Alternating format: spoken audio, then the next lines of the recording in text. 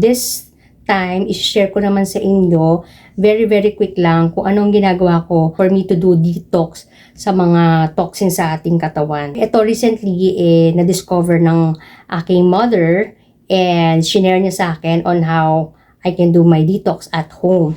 Now, we've learned na itong sa ating mga paa, by the way, this is called foot soaking, Dito sa ating mga paa, maraming pores yan. And once na binabad mo yan doon sa recipe na i-share ko sa inyo is it will pull out yung mga toxins nyo sa katawan. Kasi lalabas yan sa mga pores na nasa ating paa. Okay? Now, for this recipe, you just need to have like a stainless steel na batya. Kung wala kayo nung wooden na palanggana. Kasi medyo pricey yung wooden So, stainless steel will do. Wag lang sa plastic kasi you will need hot water para gawin ito. Now, as hot as you can tolerate sa paa nyo, mas maganda.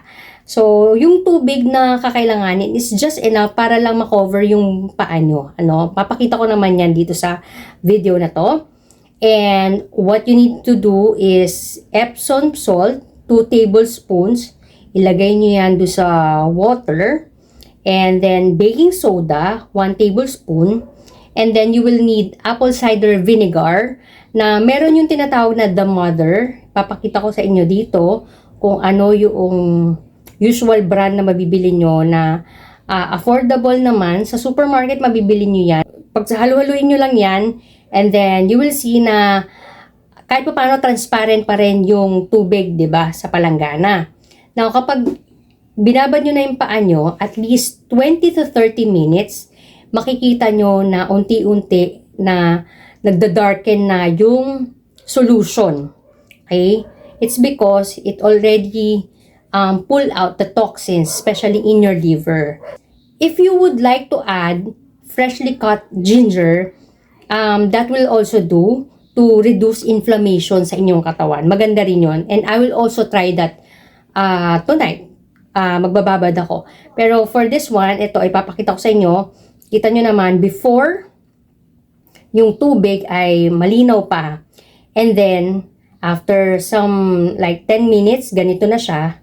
And then, after nung 30 minutes na ibinabad ko, na totally lumamig na yung tubig, dahil sa katagalan niya, ganito na yung itsura ng solution. So, sobra siyang nag-darken na compared dun sa una pa lang na hindi ko pa binababad yung paa ko.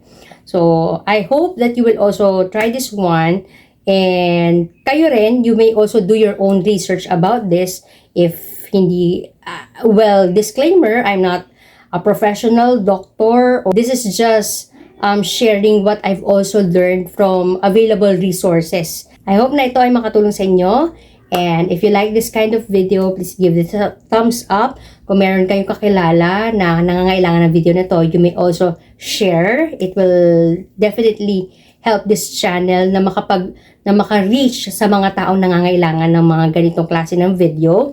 Also, if you haven't subscribed yet, please subscribe now and click that notification bell para mano-notify ka whenever I upload new ones. And until my next video. Bye!